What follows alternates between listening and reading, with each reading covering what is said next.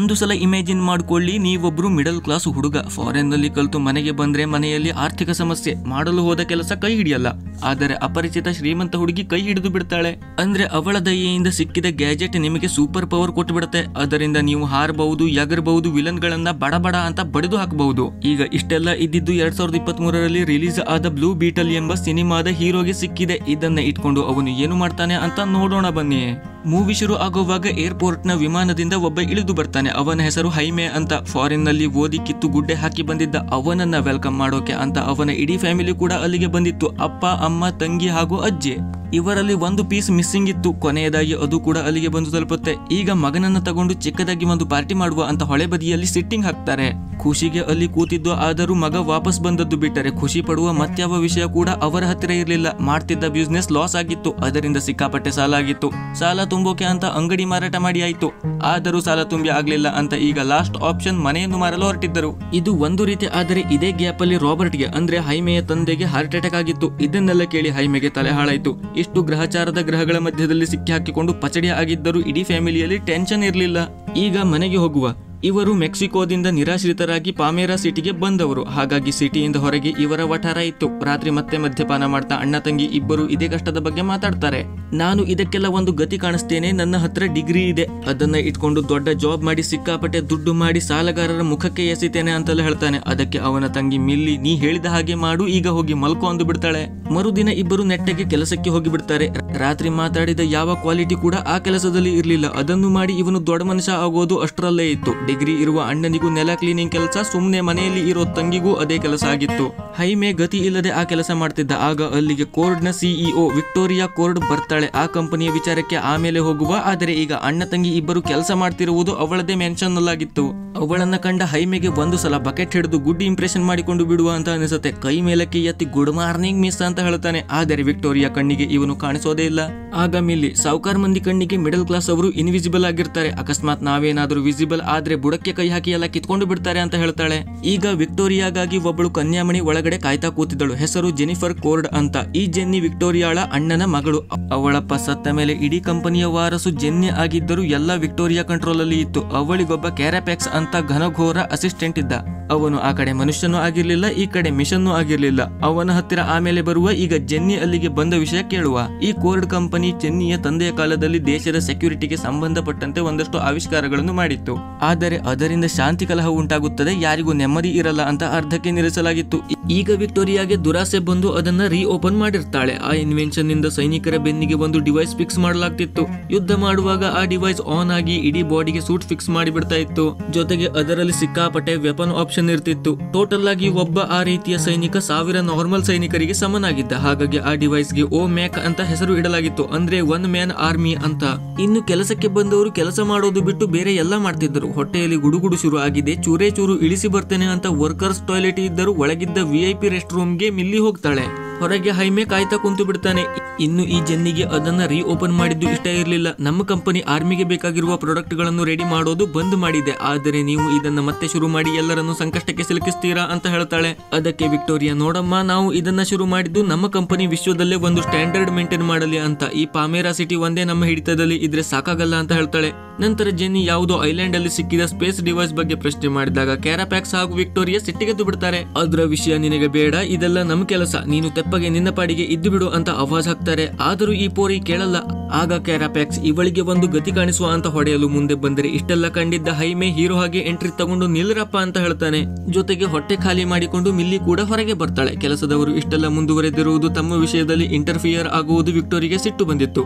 ಹಾಗಾಗಿ ಇವರಿಬ್ಬರು ಮತ್ತೆ ನಿರುದ್ಯೋಗಿಗಳು. ಹೊರಗಡೆ ಖಾಲಿ ಪುಕ್ಸಟೆ ಕೂತಿದ್ದಾಗ ಸಿಟ್ಟಲ್ಲಿ ಹೋಗ್ತಿದ್ದ ಜೆನ್ನಿಯನ್ನು ಹೈಮೆ ತಡೆದು ಆರ್ ಯು ಓಕೆ ಅಂತ ಕೇಳ್ತಾನೆ. ಅದಕ್ಕೆ ಅವಳು, ಕೊಟ್ರೆ ಸುಮ್ನೆ ತಗೊಂಡು ಅಳ್ತಾ ಹೋಗೋದಕ್ಕೆ ನಾನೇನು ಅಬಲೆ ಅಲ್ಲ, ಅಲ್ಲಿ ನಿನ್ನ ಅವಶ್ಯಕತೆ ಇರ್ಲಿಲ್ಲ ಅಂತ ಹೇಳ್ತಾಳೆ.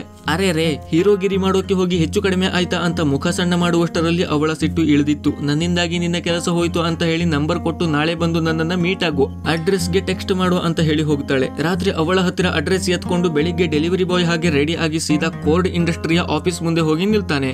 ಇವನಿಗೆ ಚಿಯರ್ ಅಪ್ ಮಾಡೋಕೆ ಅಂತ ಇಡೀ ಕುಟುಂಬ ಬಂದು ನಿಂತಿತ್ತು. ಹೋಗಿ ಚಚ್ಚಿ ಚಿತಲ್ ಪತಲ್ ಮಾಡಿ ಬಾ ಮಗನೆ ಅಂತ ಆಶೀರ್ವಾದ ಮಾಡಿ ಅವನನ್ನ ಒಳಗೆ ಕಳಿಸಲಾಗುತ್ತೆ. ಇವನು ಒಳಗೆ ಹೋಗಿ ಜೆನ್ನಿಗೆ ಅಂತ ಕಾಯ್ತಾ ಕೂರ್ತಾನೆ. ಇನ್ನು ಅದೇ ಬಿಲ್ಡಿಂಗ್ ನಲ್ಲಿ ಒಬ್ಬಳು ಮುಸುಕುಧಾರಿ ಗಡಿಬಿಡಿಯಲ್ಲಿ ಹೋಗ್ತಿದ್ದಳು. ಅವಳು ಅಲ್ಲಿಯ ಸೈಂಟಿಸ್ಟ್ ನ ಕೀ ಕಾರ್ಡ್ ಎಗರಿಸಿ ಒಂದು ರೂಮ್ ಗೆ ಹೋಗ್ತಾಳೆ. ಅವಳು ಮತ್ಯಾರು ಅಲ್ಲ, ಜೆನ್ನಿ ಆಗಿದ್ದಳು. ಒಳಗೆ ಅದೇ ಐಲ್ಯಾಂಡ್ ಇಂದ ತಂದ ಡಿವೈಸ್ ಅನ್ನು ಡೇಟಾ ಟ್ರಾನ್ಸ್ಫರ್ ಗೆ ಅಂತ ಇಡಲಾಗಿತ್ತು. ಆ ಡಿವೈಸ್ ನೋಡೋಕೆ ಒಂಥರ ಹುಳ ಇದ್ದಂಗೆ ಇತ್ತು. ಇವಳು ಅದನ್ನ ಕದ್ದು ಅಲ್ಲೇ ಇದ್ದ ಬರ್ಗರ್ ಬಾಕ್ಸ್ ಅಲ್ಲಿ ಹಾಕಿಕೊಂಡು ಹೊರಗೆ ಬರ್ತಾಳೆ. ಆಕ್ಚುಲಿ ಅವಳು ಅದನ್ನ ಕದ್ದುಕೊಂಡು ಹೋಗ್ತಾ ಇದ್ದಿದ್ದಕ್ಕೆ ಜೋರು ನಡೆದು ಹೋಗ್ತಿದ್ದಳು. ಅವಳನ್ನ ಕಂಡು ಕೆಲಸ ಇಲ್ಲದೆ ಮನೆಗೆ ಮುಖ ಕಾಣಿಸಲು ಆಗಲ್ಲ ಅಂತ ಹೈಮೆ ಅವಳನ್ನು ಹಿಡಿಯಲು ಓಡ್ತಾನೆ. ಕೊನೆಯದಾಗಿ ಅವಳನ್ನ ಕರೆದು ಕೂಗಿ ಎದುರಿಗೆ ಹೋಗಿ ನಿಂತರೆ, ನಾನು ಅರ್ಜೆಂಟ್ ಅಲ್ಲಿ ಇದ್ದೀನಿ, ನೀನು ಆಮೇಲೆ ಸಿಗು ಅಂತ ಹೇಳಿಬಿಡ್ತಾಳೆ. ಅಷ್ಟರಲ್ಲಿ ಆ ಡಿವೈಸ್ ಇಟ್ಟಿದ್ದ ರೂಮ್ ಗೆ ಬಂದ ಸೈಂಟಿಸ್ಟ್ ಗೆ ಅದು ಅಲ್ಲಿಲ್ಲ ಅನ್ನೋದು ಗೊತ್ತಾಗುತ್ತೆ. ಹಾಗಾಗಿ ಅವನು ಇಡೀ ಬಿಲ್ಡಿಂಗ್ ನ ಸೆಕ್ಯೂರಿಟಿಯನ್ನು ಅಲರ್ಟ್ ಮಾಡಿ ಬಿಡ್ತಾನೆ. ಆಗ ಜೆನ್ನಿ ಹೈಮೆ ಕೈಗೆ ಆ ಬಾಕ್ಸ್ ಕೊಟ್ಟು, ನೋಡಪ್ಪ, ಇದರಲ್ಲಿ ಸಿಕ್ಕಾಪಟ್ಟೆ ಅಮೂಲ್ಯವಾದದ್ದು ಇದೆ, ಓಪನ್ ಮಾಡಬಾರದು, ಮುಟ್ಟಬಾರದು, ಇಲ್ಲಿಂದ ತಗೊಂಡು ಹೋಗಿ ನಿನ್ನ ಹತ್ತಿರನೇ ಇಟ್ಕೋ ಅಂತ ಹೇಳಿ ಅವನನ್ನ ಅಲ್ಲಿಂದ ಕಳಿಸ್ತಾಳೆ. ಮನೆಗೆ ಬಂದ ಹೈಮೆ ಹಾಗೂ ಅವನ ಫ್ಯಾಮಿಲಿಯ ಮುಂದೆ ಆ ಬರ್ಗರ್ ಬಾಕ್ಸ್ ಇತ್ತು. ಓಪನ್ ಮಾಡಬಾರ್ದು ಅಂತ ಹೇಳಿದರೆ ಈ ಮನೆಯವರ ಕುತೂಹಲ ಕೇಳಬೇಕಲ್ಲ, ಕೆರಳಿ ಬಿಡುತ್ತೆ. ಓಪನ್ ಮಾಡಲೇಬೇಕು ಅಂತ ಒಂದೇ ಸಮನೆ ಹಠ. ಓಪನ್ ಮಾಡಿದಾಗ ಅದೊಂದು ಹುಳದ ರೀತಿ ಇರುವ ಯಾವುದೋ ಒಂದು ವಸ್ತು ಅಂತ ಕಣ್ಣಿಗೆ ಕಾಣುತ್ತೆ. ಆದರೆ ಅದು ಏನು, ಯಾವುದಕ್ಕೆ ಬರುತ್ತೆ ಅಂತ ಒಬ್ಬರಿಗೂ ಐಡಿಯಾ ಇಲ್ಲ. ಇಷ್ಟು ಕಂಡ ಮೇಲೆ ಪಕ್ಕದಲ್ಲಿದ್ದ ಮಿಲ್ಲಿ ಸುಮ್ಮನೆ ಇರಲ್ಲ. ಅದನ್ನ ಎತ್ತಿ ಕೈಯಲ್ಲಿ ಹಿಡಿದು ಬಿಡ್ತಾಳೆ. ಹೈಮೆ, ಬೇಡ, ಅದನ್ನ ಮುಟ್ಟೋಕೆ ನಮಗೆ ಪರ್ಮಿಷನ್ ಇಲ್ಲ ಅಂತ ಹೇಳಿದರೂ ಕೇಳಲ್ಲ. ತಗೊಳ್ಳಲು ಬಂದ್ರೆ ಪಕ್ಕದಲ್ಲಿ ನಿಂತಿದ್ದ ಅಂಕಲ್ ರೂಢಿ ಹತ್ತಿರಕ್ಕೆ ಅದನ್ನ ಪಾಸ್ ಮಾಡಿ ಬಿಡ್ತಾಳೆ. ಕೊನೆಗೂ ಅದನ್ನ ಹೈಮೆ ಕಸಿದುಕೊಳ್ತಾನೆ. ಇಷ್ಟೊತ್ತು ಸೈಲೆಂಟ್ ಆಗಿದ್ದ ಆ ಹುಳಕ್ಕೆ ಈಗ ಎಚ್ಚರ ಆಗಿ ಬಿಡುತ್ತೆ. ಪಕ ಅಂತ ಲೈಟ್ ಬಿಟ್ಕೊಂಡು ಎದ್ದು ನಿಲ್ಲುತ್ತೆ.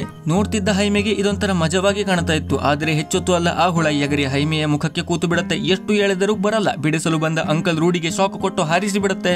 ಅದರಲ್ಲಿ ಅಟ್ಯಾಕ್ ಮೋಡ್ ಆನ್ ಆಗಿತ್ತು ಅಂತ ಕಾಣಿಸುತ್ತೆ. ಕಂಡಲ್ಲೆಲ್ಲ ಕರೆಂಟ್ ಶಾಕ್ ಹೊಡೆದು ಆಚೆ ಇದ್ದ ಟ್ರಾನ್ಸ್ಫಾರ್ಮ್ ಕಂಬವನ್ನು ಹಾಳು ಮಾಡಿ ಬಿಡುತ್ತೆ. ನಂತರ ಶರ್ಟ್ ಒಳಗೆ ನುಗ್ಗಿ ಇಡೀ ಮೈಯನ್ನ ಸುತ್ತು ಹೊಡೆಯುತ್ತೆ. ಅದು ಅವನ ಒಳಗೆ ಹೋಗಲು ಪ್ರಯತ್ನ ಪಡ್ತಾ ಇತ್ತು. ಆಗ ಅದಕ್ಕೆ ಸಿಕ್ಕಿದ್ದು ಬಂಡೆಗಳ ಮಧ್ಯದಲ್ಲಿರುವ ರಹಸ್ಯವಾದ ಸುರಂಗ ಮಾರ್ಗ. ಅದನ್ನೇ ತನ್ನ ರಾಜಮಾರ್ಗ ಮಾಡಿಕೊಂಡು ಒಳಗೆ ನುಗ್ಗಿ ಬಿಡುತ್ತೆ. ನೋಡ್ತಾ ಬೆನ್ನಿನ ಹತ್ತಿರ ಬಂದು ಅಲ್ಲಿಂದ ಹೊರಗೆ ಬಿದ್ದು ಬಿಡುತ್ತೆ. ಎಲ್ಲ ಔಟ್ ಆಫ್ ಕಂಟ್ರೋಲ್ ಆಗಿತ್ತು. ಹುಯ್ಯೋ ಹುಚ್ಚೋ ಅಂತ ಬೊಬ್ಬೆ ಹೊಡೆಯುವ ಒಳಗೆ ಇಷ್ಟೆಲ್ಲ ನಡೆದು ಹೋಗಿತ್ತು. ಈಗ ಬೆನ್ನಿಗೆ ಬಂದ ಆ ಹುಳ ಅವನ ಇಡೀ ಮೈಯಲ್ಲಿ ತನ್ನನ್ನು ಹರಡಿಕೊಳ್ಳಲು ಶುರು ಮಾಡಿತ್ತು. ಬೆನ್ನಿಂದ 4-6 ಕಾಲುಗಳು ಹೊರಗೆ ಬಂದು ಹೈಮೆಯನ್ನು ಎತ್ತಿ ಚಾವಣಿಗೆ ಅಂಟಿಸಿ ಹಿಡಿದಿದ್ದವು. ಇಲ್ಲಿಗೆ ಹೈಮೆ ಕೂಡ ಅಸ್ವಸ್ಥ ಆಗಿದ್ದ. ಆ ಹುಳ ಹೈಮೆಯನ್ನು ಸಂಪೂರ್ಣ ಆವರಿಸಿಕೊಂಡು ಹೊಸ ಸೂಟ್ ತಯಾರಿ ಮಾಡಿಕೊಂಡಿತ್ತು. ನೋಡ್ತಿದ್ದವರಿಗೆ ಮಗ ಹೋಗಿ ಪೆಡಂಭೂತ ಆಗ್ತಾ ಇರುವ ಹಾಗೆ ಕಾಣ್ತಾ ಇತ್ತು. ಕೊನೆಯದಾಗಿ ಇಷ್ಟೆಲ್ಲ ನಡೆದ ನಂತರ ಎಲ್ಲ ಶಾಂತ ಸ್ಥಿತಿಗೆ ಬಂದಿತ್ತು. ತಾನು ಈ ತರ ಆಗಿರುವುದು ಕಂಡ ಹೈಮೆ ಕಕ್ಕಾಬಿಕ್ಕಿಯಾಗಿ ನಿಂತಿದ್ದ. ಇಷ್ಟೇ ಅಲ್ಲ, ಇವನು ಮನೆಯವರ ಹತ್ತಿರ ಮಾತನಾಡಬೇಕು ಅಂತ ಬಾಯಿ ತೆಗೆದರೆ ಯಾವುದೋ ಅಶರೀರವಾಣಿ ಕೇಳಿ ಬರ್ತಿತ್ತು. ಅದು ಮತ್ತೆಲ್ಲಿಂದಲೂ ಅಲ್ಲ, ಅವನ ಸೂಟ್ ಒಳಗಿನ ಸಿಸ್ಟಮ್ ಮಾತನಾಡುವುದು ಆಗಿತ್ತು. ಇವನಿಗೆ ಅಂಟಿಕೊಂಡ ಆ ಹುಳ ಇವನ ಬಾಡಿಗೆ ಸೆಟ್ ಆಗೋಕೆ ಅಂತ ಒಂದಷ್ಟು ಟೆಸ್ಟ್ ಗಳನ್ನ ಮಾಡ್ತಿತ್ತು. ಇವನು ಮನೆಯವರ ಹತ್ತಿರ ನಾನೆಲ್ಲಿದ್ದೇನೆ ಅಂತ ಕೇಳೋಕು ಟೈಮ್ ಕೊಡದೆ ಚಾವಣಿ ಒಡೆದು ಹಾರಿಸಿ ಬಿಡುತ್ತೆ. ಹೋಗಿದ್ದಾದರೂ ಎಲ್ಲಿಗೆ ಅಂತ ನೋಡಿದ್ರೆ ಅಂತರಿಕ್ಷಕ್ಕೆ. ಅಲ್ಲಿಂದ ಲ್ಯಾಂಡ್ ಆಗಿದ್ದು ನೀರಿನ ಮೇಲೆ. ಅಲ್ಲಿಂದ ಮತ್ತೆ ಎಗರಿ ಲ್ಯಾಂಡ್ ಆದದ್ದು ಯಾವುದೋ ಪ್ಲೇ ಬಾಯ್ ನ ಕಾರ್ ಮೇಲೆ. ಅಲ್ಲಿಗೆ ಹುಡುಗಿ ಕರೆದುಕೊಂಡು ಹೋಗ್ತಿದ್ದ ಅವನ ಪ್ಲಾನಿಗೆ ಬಿಸಿ ತಣ್ಣೀರು. ಎಲ್ಲರಿಗೂ ಸಾರಿ ಕೇಳ್ತಾ ರೋಡ್ ಮೇಲೆ ಬಂದ್ರೆ ಎದುರಿಂದ ಬಸ್ಸು. ಅದರಿಂದ ಇವನನ್ನು ಪ್ರೊಟೆಕ್ಟ್ ಮಾಡೋಕೆ ಅಂತ ಶೀಲ್ಡ್ ಆನ್ ಆಗಿ ಬಸ್ ಅನ್ನ 2 ಭಾಗ ಮಾಡಿ ಬಿಡುತ್ತೆ. ಇಷ್ಟೆಲ್ಲ ಮುಗಿಸಿ ಅರ್ಧ ಟೆಸ್ಟ್ ಆಯ್ತು ಅಂತ ಮತ್ತೆ ಅಲ್ಲಿಂದಾನು ಎಗರಿಸಿ ಬಿಡುತ್ತೆ.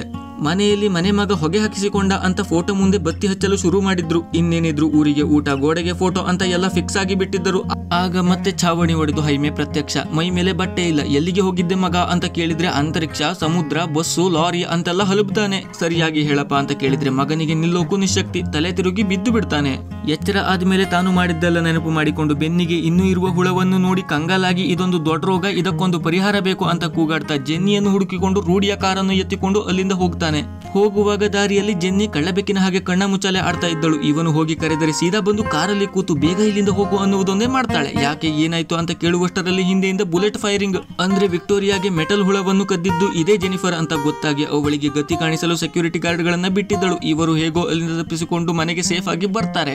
ಆದರೆ ರೂಢಿಯ ಕಾರ್ ಸಿಕ್ಕಾಪಟ್ಟೆ ಡ್ಯಾಮೇಜ್ ಆಗಿತ್ತು. ಬಂದ ಹೆಣ್ಣಿಗೆ ಸಣ್ಣ ಉಪಚಾರ ನಡೆಯುತ್ತೆ. ಆದರೆ ರೂಢಿಯ ಕೂಗಾಟ ಮಾತ್ರ ಕಡಿಮೆ ಆಗಿರ್ಲಿಲ್ಲ. ಅದಕ್ಕೆ ತಲೆ ಕೆಡಿಸಿಕೊಳ್ಳದೆ ಈಗ ಅವಳು ಬರ್ಗರ್ ಬಾಕ್ಸ್ ಎಲ್ಲಿ ಅಂತ ಕೇಳ್ತಾಳೆ. ಅವಳಿಗೆ ಇನ್ನೂ ಗೊತ್ತಿರ್ಲಿಲ್ಲ ಈ ಭೂಗತ ಲೋಕದ ಪಾತಕಿಗಳು ಬಾಕ್ಸ್ ಅನ್ನ ಓಪನ್ ಮಾಡಿಬಿಟ್ಟಿದ್ದಾರೆ ಅಂತ. ಅದನ್ನ ತಗೊಂಡು ಬಾ ಅಂತ ಹಠ ಹಿಡಿದು ಕೂತಾಗ ಎದ್ದು ನಿಂತ ಹೈಮೆ ಶರ್ಟ್ ತೆಗೆದು, ನೋಡಮ್ಮ, ನಿನ್ನ ಹುಳ ಇಲ್ಲಿ ಫಿಕ್ಸ್ ಆಗಿ ಬಿಟ್ಟಿದೆ. ಇದೇ ಸಮಸ್ಯೆ ಆಗಿ ನಾನು ನಿನ್ನನ್ನು ಹುಡುಕಿಕೊಂಡು ಬಂದಿದ್ದು ಅಂತ ಕತೆ ಹೇಳ್ತಾನೆ. ಇದು ಏನು, ಇದು ಯಾಕೆ ನನಗೆ ಹೀಗೆ ಅಂಟಿಕೊಂಡಿದೆ ಅಂತೆಲ್ಲ ಪ್ರಶ್ನೆಗಳನ್ನ ಜೆನ್ನಿ ಹತ್ತಿರ ಕೇಳ್ತಾನೆ. ಅದಕ್ಕೆ ಜೆನ್ನಿ, ಆ ಡಿವೈಸ್ಗೆ ಸ್ಕ್ಯಾರಬ್ ಅಂತ ನಾಮಕರಣ ಮಾಡಿದ್ದರು. ಅದು ನಮ್ಮಪ್ಪಂಗೆ ಸಿಕ್ಕಿದ್ದು ಚಿಕ್ಕವರಾಗಿದ್ದಾಗ. ಅದರ ಬಗ್ಗೆ ಹೆಚ್ಚೇನೂ ಗೊತ್ತಿಲ್ಲ. ಆದರೆ ಅದು ಯಾರನ್ನ ಚೂಸ್ ಮಾಡುತ್ತೋ ಅವರಿಗೆ ಮಾತ್ರ ಈ ರೀತಿಯಾಗಿ ಕಚ್ಚಿಕೊಳ್ಳುತ್ತೆ ಅಂತ ಕೇಳಿದ್ದೇನೆ. ಏನೇ ಆಗ್ಲಿ ಸ್ಕ್ಯಾರಬ್ ಮಾತ್ರ ಮಾರಣಾಂತಿಕ ವಸ್ತು ಅಂತ ಹೇಳ್ತಾಳೆ. ಇದರಿಂದ ಮತ್ತೆ ಇಡೀ ಮನೆಯಲ್ಲಿ ಕೋಲಾಹಲ. ಇದನ್ನ ತೆಗೆಯದೆ ಹೋದರೆ ವಿಕ್ಟೋರಿಯಾ ಬಂದು ನಮ್ಮೆಲ್ಲ ಮಟ್ಯಾಶ್ ಮಾಡಿ ಈ ಹುಳವನ್ನ ಕಿತ್ಕೊಂಡು ಹೋಗ್ತಾಳೆ ಅಂತ ಜೆನ್ನಿ ಹೇಳಿದಾಗ ಮತ್ತೆ ಎಲ್ಲ ಅರ್ಚಾಡಲು ಶುರು ಮಾಡ್ತಾರೆ. ಆಗ ರಾಬರ್ಟ್ ಎಲ್ಲರಿಗೂ ಸಮಾಧಾನ ಮಾಡ್ತಾ, ನಾವು ಇಲ್ಲಿಯವರೆಗೂ ಯಾವುದಕ್ಕೂ ಜಗ್ಗಿದವರಲ್ಲ, ಇನ್ನೂ ಘನಘೋರ ತೊಂದರೆಗಳನ್ನ ಮೆಟ್ಟಿ ತುಳಿದಿದ್ದೇವೆ. ಇದೇನು ದೊಡ್ಡ ಸಮಸ್ಯೆ ಅಲ್ಲ, ನಾವೆಲ್ಲ ಒಟ್ಟಾಗಿ ಇದಕ್ಕೊಂದು ಗತಿ ಕಾಣಿಸುವ ಅಂತ ಹೇಳ್ತಾನೆ.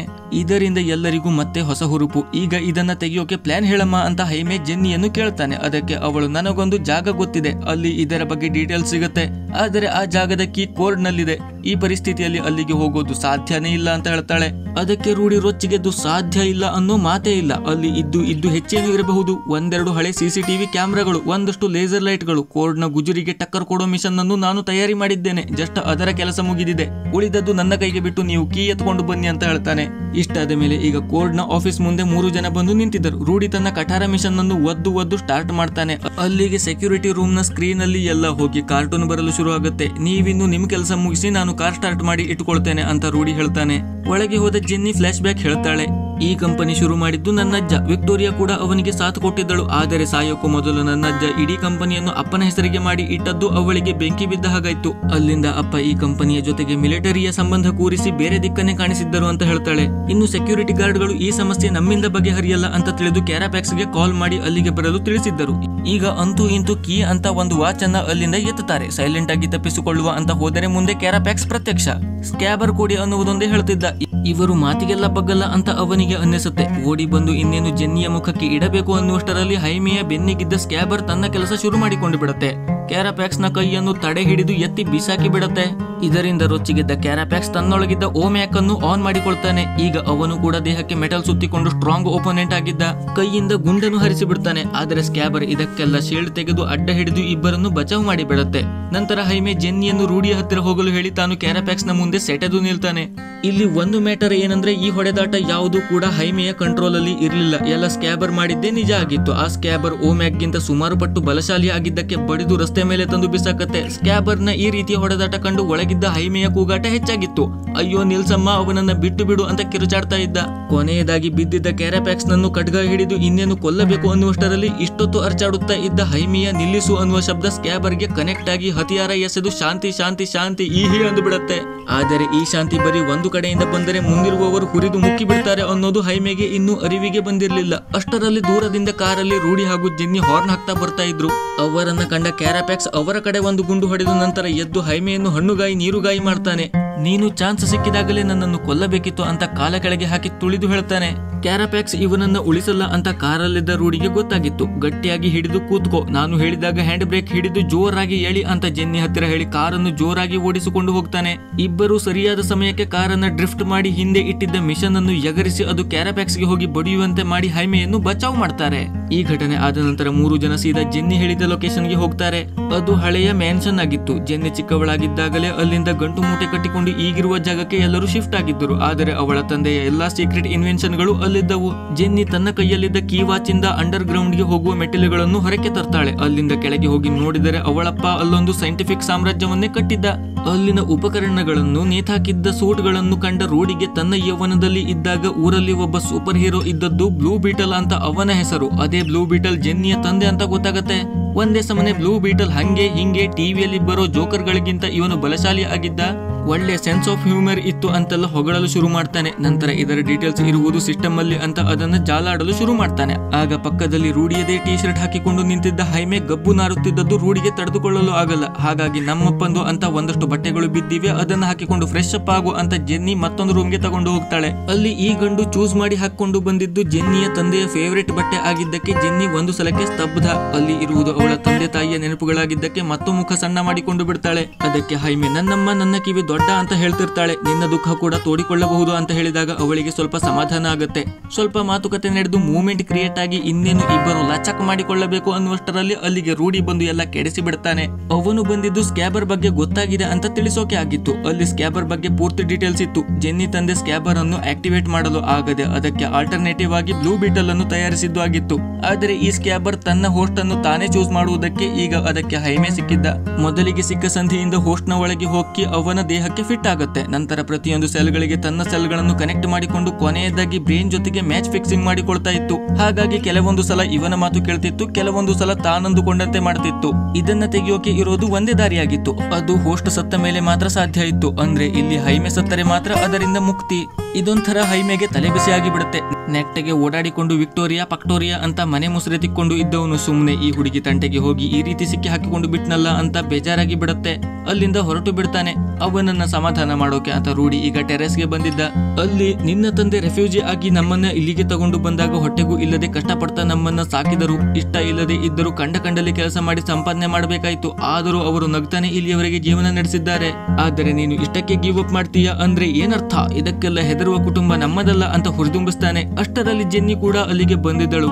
ಆಗ ಮೇಲಿಂದ ದಡುಬುಡು ಅಂತ ಹೆಲಿಕಾಪ್ಟರ್ ಹೋಗ್ತಾ ಇರುತ್ತೆ. ಅದು ಕೂಡ ಇವರ ವಠಾರದ ಕಡೆ ಮುಖ ಮಾಡಿ. ಆಗ ಅದು ನಾರ್ಮಲ್ ಹೆಲಿಕಾಪ್ಟರ್ ಅಲ್ಲ, ವಿಕ್ಟೋರಿಯಾಳ ಸವಾರಿ ಅಂತ ಜೆನ್ನಿಗೆ ಗೊತ್ತಾಗುತ್ತೆ. ನೀನು ಅರ್ಜೆಂಟ್ ಆಗಿ ರೆಕ್ಕೆ ಬಿಚ್ಚಿ ಮನೆ ಕಡೆ ಹಾರು, ಇಲ್ಲ ಅಂದ್ರೆ ವಿಕ್ಕಿ ಆಂಟಿ ನಿಮ್ಮನೆಯವರ ಪಿಂಡ ಕಟ್ಟಿ ಬಿಡ್ತಾಳೆ ಅಂತ ಜೆನ್ನಿ ಹೇಳ್ತಾಳೆ. ಆದರೆ ಇವನಿಗೆ ಬೇಕಾದಾಗ ಅದನ್ನ ಆಕ್ಟಿವೇಟ್ ಮಾಡಿಕೊಳ್ಳಲು ಬರಲ್ಲ. ಕೊನೆಗೆ ಇದು ಹೇಗಿದ್ರು ತನ್ನನ್ನ ಕಾಪಾಡುತ್ತೆ ಅಂತ ಗಟ್ಟಿಯಾಗಿ ನಂಬಿ ಮೇಲಿಂದ ಹರಿಬಿಡ್ತಾನೆ. ಇವನ ಥಾಟ್ ಸರಿಯಾಗಿತ್ತು. ಇವನು ಎಗರಿದ್ದೆ ಸ್ಕ್ಯಾಬರ್ ಆಕ್ಟಿವೇಟ್ ಆಗಿ ಇವನು ಅಂದುಕೊಂಡಂತೆ ಹಾರಿ ಹೋಗಿ ಬಿಡ್ತಾನೆ. ಉಳಿದಿಬ್ಬರಿಗೆ ರೆಕ್ಕೆ ಪುಕ್ಕ ಇಲ್ಲ, ಹಾಗಾಗಿ ಅವರು ಬೈ ರೋಡೇ ಹೋಗ್ಬೇಕು. ಮನೆಯಲ್ಲಿ ಶಾಂತವಾಗಿದ್ದ ಮನೆಯವರನ್ನು ಈ ಹೆಲಿಕಾಪ್ಟರ್ ಸದ್ದು ಗಲಿಬಿಲಿ ಮಾಡಿತ್ತು. ಬಂದ ವಿಕ್ಟೋರಿಯಾ ಸೈನ್ಯ ಮನೆಯ ಕರೆಂಟ್ ತೆಗೆದು ಹೆದರಿ ಅಡಗಿ ಕುಳಿತಿದ್ದ ಮನೆಯವರನ್ನು ಎಳೆದು ಹೊರಗೆ ತಂದು ಕೂರಿಸಿದರು. ನಿಮ್ಮ ಕಳ್ಳನ್ ಮಗ ಎಲ್ಲಿ ಅಂತ ಒಂದೇ ಸಮನೆ ಕೇಳ್ತಿದ್ದರು. ಒಬ್ಬರು ಹೇಳಲು ತಯಾರಿಲ್ಲ. ರಾಬರ್ಟ್ ಯಾರಿಗೂ ಬಾಯಿ ಬಿಡಬೇಡಿ ಅಂತ ಹೇಳ್ತಿದ್ದ. ಅಷ್ಟೊತ್ತಿಗೆ ಆಕಾಶದಲ್ಲಿ ನಿಂತುಕೊಂಡ ಹೈಮೆ ಗೋಚರ ಆಗ್ತಾನೆ. ಎಲ್ಲರ ದೃಷ್ಟಿ ಅವನ ಕಡೆ. ಗುಂಡು ಹೊಡೆದು ಕೆಡವಲು ನೋಡಿದರೆ ಅವನು ಬುಲೆಟ್ ಪ್ರೂಫ್. ಹಾಗಾಗಿ ಫ್ಯಾಮಿಲಿಗೆ ಗುನ್ನ ಇಟ್ಟರೆ ಅಣ್ಣನನ್ನು ಬಗ್ಗಿಸಬಹುದು ಅಂತ ವಿಕ್ಟೋರಿಯಾ ಫ್ಯಾಮಿಲಿಗೆ ಏನ್ ಮಾಡಲು ಹೇಳ್ತಾಳೆ. ಗುಂಡು ಬೀಳುವ ಮೊದಲೇ ಇವನು ಹೋಗಿ ಶೀಲ್ಡ್ ಓಪನ್ ಮಾಡಿ ಎಲ್ಲರನ್ನು ರಕ್ಷಿಸಿ ಬಿಡ್ತಾನೆ. ಇಷ್ಟೆಲ್ಲ ಆದದ್ದಕ್ಕೆ ಸ್ಕ್ಯಾಬರ್ ರೊಚ್ಚಿಗೆದ್ದು ಯುದ್ಧದ ಮೂಡಿಗೆ ಬಂದಿತ್ತು. ಕೊಂದು ತೆಗೆಯುವ ಅಂತ ದೊಡ್ಡ ವೆಪನ್ ಅನ್ನು ತೆಗೆದು ಕೈಯಲ್ಲಿ ಇಟ್ಟಿತ್ತು. ಆದರೆ ಈ ಶಾಂತಿದೂತ ಮತ್ತೆ ಬೇಡ ಅಂದು ಬಿಡ್ತಾನೆ. ಹಾಗಾಗಿ ಅದರ ಬದಲಾಗಿ ಬರೀ ಗುದ್ದಿ ಹಾರಿಸುವ ವೆಪನ್ ಇವನ ಕೈಗೆ ಬಂತು. ಇವನು ಕೆಳಗಡೆ ವಿಕ್ಟೋರಿಯಾ ಸೈನ್ಯವನ್ನು ಹಾರಿಸುತ್ತಾ ಇದ್ದರೆ ಮೇಲೆ ಕುಳಿತು ನೋಡ್ತಿದ್ದ ವಿಕ್ಟೋರಿಯಾಗೆ ಇವನು ಮತ್ತು ಏನೇನು ಮಾಡಬಲ್ಲ ಅಂತ ನೋಡುವ ಕುತೂಹಲ ಕೆರಳುತ್ತಾ ಇತ್ತು. ಕ್ಯಾರಾಪ್ಯಾಕ್ಸ್ಗೆ ಸ್ಕ್ಯಾಬರ್ ಅನ್ನು ಕ್ಯಾಚ್ ಮಾಡುವ ಗನ್ ರೆಡಿ ಇಟ್ಟುಕೊಳ್ಳಲು ಹೇಳ್ತಾಳೆ. ಕೆಳಗೆ ಸೈನಿಕರಿಂದ ವಧೆ ತಿಂದು ಸುಧಾರಿಸಿಕೊಂಡು ತಪ್ಪಿಸಿಕೊಂಡು ಓಡ್ತಿದ್ದ ರಾಬರ್ಟ್ ಎದೆಯಲ್ಲಿ ಮತ್ತೆ ಹಾರ್ಟ್ ಅಪರಾತಪರ ಆಗಿತ್ತು. ದೂರದಿಂದ ಕಂಡ ಹೈಮೆಯ ಒಳಗಿದ್ದ ಸ್ಕ್ಯಾಬರ್ ಅದು ಹಾರ್ಟ್ ಅಟ್ಯಾಕ್ ಅಂತ ಗುರುತಿಸುತ್ತೆ. ಆದರೆ ಇವನು ತಂದೆಯನ್ನು ರಕ್ಷಿಸಲು ಓಡಿದರೆ ಹಿಂದೆಯಿಂದ ಕ್ಯಾರಾಪ್ಯಾಕ್ಸ್ ಗುಂಡು ಹೊಡೆದು ಬಂಧಿ ಮಾಡಿಬಿಡ್ತಾನೆ. ಇಲ್ಲಿಗೆ ಎದೆ ಹಿಡಿದು ಬಿದ್ದ ರಾಬರ್ಟ್ ದಾಳಿಗೆ ತುತ್ತಾಗಿ ಮಗುಚಿ ಬಿದ್ದ ಹೈಮೆ ಹಾಗೂ ನೋಡ್ತಿದ್ದ ಫ್ಯಾಮಿಲಿ ಎಲ್ಲರೂ ಒಂದೇ ಸಲಕ್ಕೆ ಅಸಹಾಯಕರಾಗಿ ಬಿಟ್ಟರು. ಕ್ಯಾರಾಪ್ಯಾಕ್ಸ್ ಹೈಮೆಯನ್ನು ಎತ್ತಿಕೊಂಡು ಹೋಗ್ತಾನೆ. ಈ ಘಟನೆಯಲ್ಲಿ ರಾಬರ್ಟ್ ತೀರಿಕೊಂಡು ಬಿಡ್ತಾನೆ. ಅವನ ಸಾವಿನ ದುಃಖ ಒಂದು ಕಡೆ, ಆದರೆ ಹೈಮೆ ಕಿಡ್ನಾಪ್ ಆಗಿದ್ದು ಮತ್ತೊಂದು ರೀತಿಯ ದುಃಖ. ಆಗ ಅಜ್ಜಿ ನಾವು ಇದೇ ದುಃಖದಲ್ಲಿ ಉಳಿಯೋದಕ್ಕಿಂತ ಮುಂದೆ ಏನು ಮಾಡಬೇಕು ಅಂತ ಯೋಚನೆ ಮಾಡಬೇಕು. ಈಗ ಜೀವಂತ ಇರುವ ಹೈಮೆಯನ್ನು ಕಾಪಾಡುವುದು ನಮ್ಮ ಗುರಿಯಾಗಬೇಕು ಅಂತ ಹೇಳ್ತಾಳೆ. ಅವಳ ಮಾತಿಂದ ಮನೆಯವರಿಗೆ ಸ್ವಲ್ಪ ಧೈರ್ಯ. ಆದರೆ ಹುಡುಕುವುದಾದರೂ ಎಲ್ಲಿ? ಆಗ ಬಂದ ಜೆನ್ನಿ ಅವರ ಲೊಕೇಶನ್ ನನಗೆ ಗೊತ್ತು ಅಂತ ಮತ್ತೊಂದು ಲೊಕೇಶನ್ಗೆ ತಗೊಂಡು ಹೋಗ್ತಾಳೆ. ಅಂದ್ರೆ ಬರಿಗೈಯಲ್ಲಿ ಗುದ್ದಾಟ ಮಾಡೋಕೆ ಆಗಲ್ಲ, ಅವರ ಹತ್ತಿರ ವೆಪನ್ಗಳು ಇವೆ. ರೂಢಿಯ ಕಾರಲ್ಲಿ ಹೋಗೋಕೆ ಆಗಲ್ಲ, ಯಾಕೆಂದ್ರೆ ಅದು ತಲುಪುವಷ್ಟು ಜೀವಂತ ಇಲ್ಲ. ಇದೆಲ್ಲ ಕಾರಣ ಇಟ್ಕೊಂಡು ತನ್ನಪ್ಪನ ನೊಣದ ರೀತಿಯ ಜೆಟ್ ನ ಒಳಗೆ ಎಲ್ಲರನ್ನು ತಗೊಂಡು ಹೋಗಿ ಸೀಟ್ ಬೆಲ್ಟ್ ಹಾಕಿ ಕೂರಿಸ್ತಾಳೆ. ಅದು ಫೈಟರ್ ಜೆಟ್ ಆಗಿದ್ದಕ್ಕೆ ಅಪ್ಪನ ಭಯಂಕರ ಇನ್ವೆನ್ಷನ್ ಗಳ ವೆಪನ್ಗಳು ಅಲ್ಲಿದ್ದವು. ಅದರಲ್ಲಿ ಮಿಲ್ಲಿ ಬೇಕಾದ ರೀತಿ ಬದಲಾವಣೆ ಆಗುವ ಹ್ಯಾಂಡ್ ಗ್ಲೌಸ್ ಹಾಕಿಕೊಳ್ತಾಳೆ. ಅಲ್ಲಿ ವೆಪನ್ಗಳು ಸುಮಾರಷ್ಟು ಇದ್ದರೂ ಅದನ್ನೆಲ್ಲ ಉಪಯೋಗಿಸುವುದು ಹೇಗೆ ಅಂತ ಮಿಲ್ಲಿಯ ಚಿಂತೆ ಆಗಿತ್ತು. ಆದರೆ ಇಂಥ ಕೆಲಸಕ್ಕೆಲ್ಲ ಪಂಟರ್ ಅನ್ನಿಸುವ ಹಾಗೆ ಅಜ್ಜಿ ದೊಡ್ಡ ಗನ್ ಹಿಡಿದು ನಿಂತಿದ್ದಳು. ನಂತರ ಅಟ್ಯಾಕಿಂಗ್ ಪ್ಲಾನ್ ಕೂಡ ಅವಳದ್ದೇ. ಕತ್ತಲಲ್ಲಿ ಕಾರ್ಯಾಚರಣೆ ಮಾಡಿ ಹೈಮೆಯನ್ನು ತರಬೇಕು ಅನ್ನುವುದು ಅವರ ಪ್ಲಾನ್ ಆಗಿತ್ತು. ಆ ಕಡೆ ಹೈಮೆಯನ್ನು ತಲೆ ಕೆಳಗೆ ಮಾಡಿ ನೇತು ಹಾಕಿದ್ದರು. ಅವನಿಂದ ಸ್ಕ್ಯಾಬರ್ ಆಕ್ಟಿವೇಟ್ ಆಗಿದ್ದಕ್ಕೆ ಅದರಿಂದ ಕೋಡ್ ಅನ್ನ ಟ್ರಾನ್ಸ್ಫರ್ ಮಾಡೋದು ಸುಲಭದ ಕೆಲಸ ಆಗಿತ್ತು.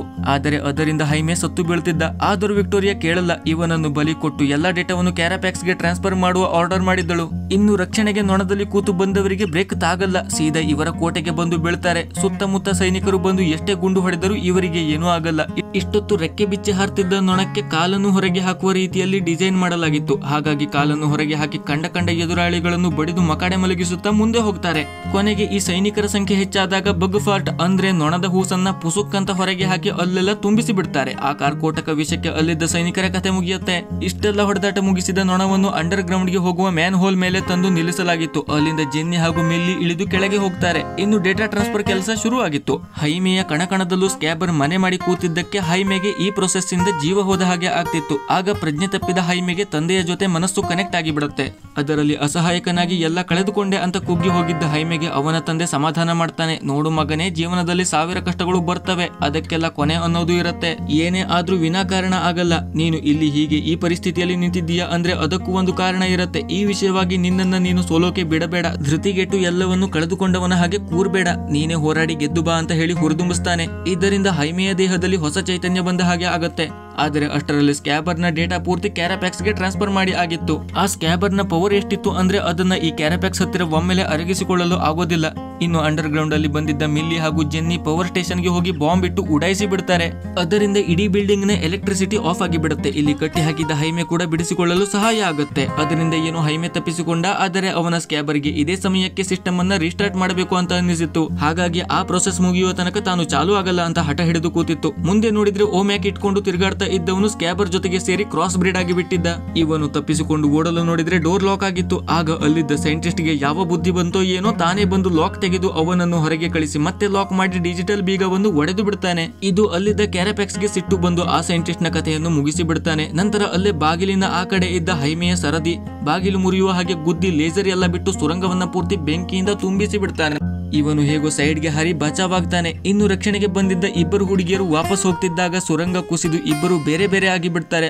ಆಗ ದುರಾದೃಷ್ಟವಶಾತ್ ವಿಕ್ಟೋರಿಯಾ ಹಾಗೂ ಅದರ ಪಡೆ ಜೆನ್ನಿಯನ್ನು ಹಿಡಿದು ಬಿಡ್ತಾರೆ. ಈಗ ಕ್ಯಾರಾಪ್ಯಾಕ್ಸ್ ಕೈಯಿಂದ ತಪ್ಪಿಸಿಕೊಂಡು ಓಡ್ತಿದ್ದವನ ಮುಂದೆ ಒಂದಷ್ಟು ಜನ ವಿಕ್ಟೋರಿಯಾ ಸೈನಿಕರು ಬಂದು ಬಿಡ್ತಾರೆ. ಹೊಡೆದಾಟ ಮಾಡುವ ಅಂದರೆ ಸ್ಕ್ಯಾಬರ್ ನ ಪ್ರೊಸೆಸ್ ಇನ್ನೂ ಮುಗಿದಿಲ್ಲ. ಈಗ ತನ್ನ ಕಥೆ ಮುಗಿಯಿತು ಅಂತ ಅಂದುಕೊಳ್ಳುವಷ್ಟರಲ್ಲಿ ಹಿಂದೆಯಿಂದ ಜೋರಾಗಿ ಆದ ಗನ್ ಫೈರಿಂಗ್ ಅಲ್ಲಿದ್ದ ಶತ್ರುಗಳನ್ನ ಸದೆ ಬಡಿದು ಬಿಡುತ್ತೆ. ಅದನ್ನ ಮಾಡಿದ ಮಹಾಶಯ ಯಾರು ಅಂತ ನೋಡಿದ್ರೆ ನಮ್ಮ ಅಜ್ಜಿ, ಸಾದಾ ಅಜ್ಜಿ ಈಗ ಮ್ಯಾಜಿಕ್ ಅಜ್ಜಿ. ಇಷ್ಟೇ ಅಲ್ಲ, ನಂತರ ಬಂದ ಮತ್ತೊಂದು ಸೈನಿಕ ಪಡೆಯನ್ನು ಪಡಪಡ ಅಂತ ಕೊಂದು ಬಿಡ್ತಾಳೆ. ಇದನ್ನ ಅಜ್ಜಿ ಹಿಂದೆ ನಿಂತು ನೋಡ್ತಿದ್ದ ಹೈಮೆ ದಂಗು ಬಡಿದು ಹೋಗಿದ್ದ. ಅಜ್ಜಿ ಆರ್ಭಟ ಎಲ್ಲ ಮುಗಿಸಿ ಮೊಮ್ಮಗನನ್ನು ಕರೆದುಕೊಂಡು ಜೆಟ್ ವರೆಗೂ ಬರ್ತಾಳೆ. ಆದರೆ ಮತ್ತಿಬ್ಬರು ಇನ್ನೂ ಬಂದಿಲ್ಲ. ರಕ್ಷಣೆ ಮಾಡೋಕೆ ಹೋದವರಿಗೆ ರಕ್ಷಣೆಯ ಅಗತ್ಯ ಇದೆ ಅಂತ ಅನಿಸುತ್ತೆ. ಆಗ ಹೈಮೆ ತಡ ಮಾಡದೆ ಅಲ್ಲಿಂದ ಹೊರಡುತ್ತಾನೆ. ಆಗ ಮಿಲಿಯ ಎದುರಿಗೆ ಒಂದಷ್ಟು ಶತ್ರುಗಳು ಬಂದು ನಿಂತಿದ್ದರು. ಅವರು ಆ ಕಡೆಯಿಂದ ಫೈರಿಂಗ್ ಮಾಡಿದ್ರೆ ಇವಳು ತನ್ನ ಗ್ಯಾಜೆಟ್ ಉಪಯೋಗಿಸಿ ಅದರ ಶೀಲ್ಡ್ ಇಂದ ತನ್ನನ್ನು ಕಾಪಾಡಿಕೊಂಡು ನಿಂತಿದ್ದಳು. ಆಗ ಸ್ಕ್ಯಾಬರ್ ಅನ್ನು ರಿಸ್ಟಾರ್ಟ್ ಮಾಡಿಕೊಂಡು ಬಂದ ಹೈಮೆ ಅಲ್ಲಿದ್ದ ಶತ್ರುಗಳನ್ನ ಬಡಿದು ಹಾಕ್ತಾನೆ. ಇವನ ದಾಳಿಗೆ ಅಲ್ಲಿ ಒಬ್ಬ ಸೈನಿಕನು ಜೀವ ಸಹಿತ ಉಳಿಯಲ್ಲ. ಇಷ್ಟರಲ್ಲೇ ಅರೆಜೀವ ಆದ ಸೈನಿಕನನ್ನು ಮಿಲ್ಲಿ ತನ್ನ ಗ್ಯಾಜೆಟ್ ನಿಂದ ದೊಡ್ಡ ಕೈ ಹೊರಗೆ ತಂದುಕೊಂಡು ಗುದ್ದಿ ಹಾಕಿದ್ದಳು. ಇವರ ಹೊಡೆದಾಟ ಮುಗಿಯುವ ಹೊತ್ತಿಗೆ ರೂಢಿ ಕೂಡ ಅಲ್ಲಿಗೆ ಬಂದು ತಲುಪಿದ್ದ. ಎಲ್ಲರೂ ಸುಧಾರಿಸಿಕೊಳ್ಳುವ ಹೊತ್ತಿಗೆ ಜೆನ್ನಿಯಲ್ಲಿ ಅನ್ನೋ ತಲೆ ಬಿಸಿ. ಅವಳು ನಾನು ಬೇರೆ ಬೇರೆ ಆಗಿದ್ದೇವೆ ಅಂತ ಮಿಲ್ಲಿ. ಆಗ ದಿಢೀರ್ ಅಂತ ಮತ್ತೊಂದು ಘನಘೋರ ದಾಳಿ. ಈ ಅಟ್ಯಾಕ್ ಅಲ್ಲಿ ಹೈಮೆ ಗೋಡೆ ಒಡೆದುಕೊಂಡು ಹಾರಿದ್ದ. ಆ ಅಟ್ಯಾಕ್ ಮಾಡಿದವನು ಅದೇ ಕ್ಯಾರಾಪ್ಯಾಕ್ಸ್ ಆಗಿದ್ದ. ಹೈಮೆ ಎಷ್ಟೇ ಪ್ರತಿದಾಳಿ ಮಾಡಿದರೂ ಕ್ಯಾರಾಪ್ಯಾಕ್ಸ್ ಗೆ ಅದರಿಂದ ಏನೂ ಎಫೆಕ್ಟ್ ಆಗ್ತಿರ್ಲಿಲ್ಲ. ಯಾಕೆಂದ್ರೆ ಈಗ ಅವನ ಹತ್ತಿರ ಓಮ್ಯಾಕ್ ನ ಶಕ್ತಿಯ ಜೊತೆಗೆ ಸ್ಕ್ಯಾಬರ್ ನ ಶಕ್ತಿ ಕೂಡ ಇತ್ತು. ಹಾಗಾಗಿ ಅವನು ಹೈಮೆಯನ್ನು ಒಂದು ಕಡೆಯಿಂದ ಮತ್ತೊಂದು ಕಡೆ ಎತ್ತಿ ಬಿಸಾಕ್ತಾ ಇದ್ದ. ಜೊತೆಗೆ ಹೈಮೆಯ ರೆಕ್ಕೆಯನ್ನು ಕ್ಯಾರಾಪ್ಯಾಕ್ಸ್ ಕಿತ್ತು ಹಾಕಿ ಬಿಡ್ತಾನೆ. ನಂತರ ಮೇಲೆ ಕೆತ್ತಿ ನೆಲಕ್ಕೆ ತಂದು ಬಡಿದು ಹಾಕ್ತಾನೆ. ಆದರೂ ಹೈಮೆ ಎದ್ದು ನಿಲ್ತಾನೆ. ಹೈಮೆ ಆಗಾಗ ಆ ವೆಪನ್ ಕೊಡು, ಈ ವೆಪನ್ ಕೊಡು ಅಂತ ಸ್ಕ್ಯಾಬರ್ ಹತ್ತಿರ ಕೇಳಿ ಪಡಿತಾ ಇದ್ದ. ಆಗ ಸ್ಕ್ಯಾಬರ್ ನಾನು ನಿನ್ನ ಮೆದುಳಿಗೆ ಜಾಯಿಂಟ್ ಆಗಿದ್ದೇನೆ, ಹಾಗಾಗಿ ನೀನು ಅಂದುಕೊಂಡಿದ್ದು ತೆಗೆದು ಕೊಡ್ತಿರ್ತೇನೆ, ಹೊಡೆದಾಟ ಒಂದು ಮಾಡು ಮಾರಾಯ ಅಂತ ಹೇಳುತ್ತೆ. ಈಗ ಅದೇ ಹುರುಪು ಇಟ್ಟುಕೊಂಡು ಎರಡಿದ್ದ ಖಡ್ಗವನ್ನು ದೊಡ್ಡದಾಗಿ ಒಂದೇ ಮಾಡಿ ಕ್ಯಾರಾಪ್ಯಾಕ್ಸ್ ಮೇಲೆ ಪ್ರಹಾರ ಮಾಡ್ತಾನೆ. ಒಂದೆರಡು ಏಟಿಗೆ ಕ್ಯಾರಾಪ್ಯಾಕ್ಸ್ ಸೋತ ಹಾಗೆ ಅನ್ನಿಸಿದರು. ನಂತರ ಮತ್ತೆ ತಿರುಗಿ ಬಿದ್ದಿದ್ದ. ಈ ಸಲ ಹೈಮೆಯನ್ನು ಕೊಂದು ತೆಗೆಯಬೇಕು ಅನ್ನುವುದೇ ಕ್ಯಾರಾಪ್ಯಾಕ್ಸ್ ನ ಗುರಿಯಾಗಿತ್ತು.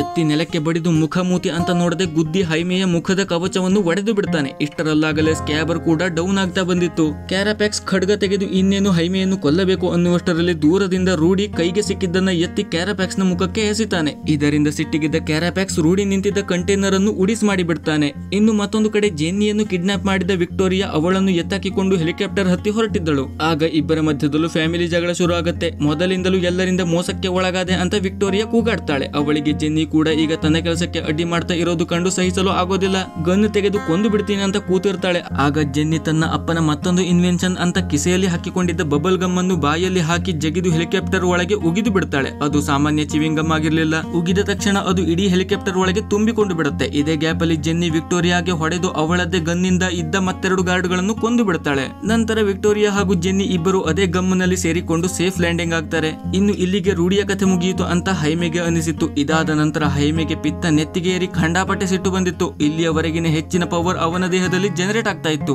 ಹಾಗಾಗಿ ಈ ಸಲ ಗ್ಯಾಪ್ ಕೊಡದೆ ಕ್ಯಾರಾಪ್ಯಾಕ್ಸ್ ಗೆ ಹೊಡಿತಾನೆ. ಕೆಳಗೆ ಕೆಡವಿ ಜಜ್ಜಿ ಮುಖಮೂತಿ ಎಲ್ಲ ಒಡೆದು ಹಾಕ್ತಾನೆ. ಕೊನೆಯದಾಗಿ ಕೆಳಗೆ ಬಿದ್ದಿದ್ದ ಕ್ಯಾರಾಪ್ಯಾಕ್ಸ್ ಅನ್ನು ಇನ್ನೇನು ಕೊಲ್ಲಬೇಕು ಅನ್ನುವಷ್ಟರಲ್ಲಿ ಸ್ಕ್ಯಾಬರ್ ಇದಕ್ಕೆ ಪರ್ಮಿಷನ್ ಕೊಡಲ್ಲ. ಇಲ್ಲಿಯವರೆಗೆ ಅವನು ಶಾಂತಿ ಶಾಂತಿ ಶಾಂತಿ ಅಂತ ಮಾಡ್ತಿದ್ದರೆ ಈಗ ಸ್ಕ್ಯಾಬರ್ ಅದನ್ನ ಮಾಡಿತ್ತು. ಮತ್ತೊಂದು ವಿಷಯ ಏನಂದ್ರೆ ಈ ಕ್ಯಾರಾಪ್ಯಾಕ್ಸ್ ನ ಮೊದಲ ಜೀವನದಲ್ಲಿ ಸೈನಿಕನಾಗಿದ್ದಾಗ ಗಾಯಾಳು ಆಗಿದ್ದ.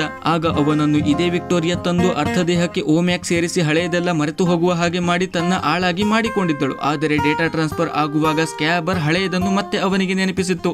ಸೊ ಇಷ್ಟೆಲ್ಲ ಆಗಿದ್ದಕ್ಕೆ ಅವನಿಗೆ ಈಗ ಜೀವದಾನ. ಇನ್ನು ಬಿದ್ದಿದ್ದ ವಿಕ್ಟೋರಿಯಾ ಕೈಯಿಂದ ಕೊನೆಯದಾಗಿ ಉಳಿದಿದ್ದ ಸ್ಕ್ಯಾಬರ್ ನ ಡೇಟಾವನ್ನು ಜೆನ್ನಿ ನಷ್ಟ ಮಾಡಿಬಿಡ್ತಾಳೆ. ಈ ಇಬ್ಬರು ಹೆಂಗಳೆಯರ ಗಲಾಟೆ ಕೇಳಿ ಕ್ಯಾರಾಪ್ಯಾಕ್ಸ್ ಹಾಗೂ ಹೈಮೆ ಕೂಡ ಅಲ್ಲಿಗೆ ಬರ್ತಾರೆ. ಬಿದ್ದುಕೊಂಡಿದ್ದ ವಿಕ್ಟೋರಿಯಾ ಕ್ಯಾರಾಪ್ಯಾಕ್ಸ್ ಹತ್ತಿರ ಎಲ್ಲರನ್ನು ಕೊಲ್ಲು ಅಂತ ಆದೇಶ ಮಾಡ್ತಾಳೆ. ಆದರೆ ಕ್ಯಾರಾಪ್ಯಾಕ್ಸ್ ಹೈಮೆ ಹಾಗೂ ಜೆನ್ನಿ ಹತ್ತಿರ ಹೋಗಿ ಆದಷ್ಟು ಬೇಗ ಇಲ್ಲಿಂದ ಹೋಗಿ ಅಂದು ಬಿಡ್ತಾನೆ.